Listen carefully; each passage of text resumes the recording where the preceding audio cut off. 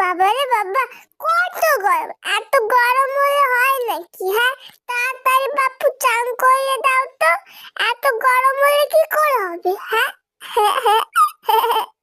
বাবা, কত গরম! আহ আহ ঠান্ডা ঠান্ডা জল চান করছি। আর দই দেবে না? হ্যাঁ, তোমাদের ওখানে গরম পড়েছে? হ্যাঁ, আমাদের এখানে তো অনেক গরম। হ্যাঁ গো, হ্যাঁ।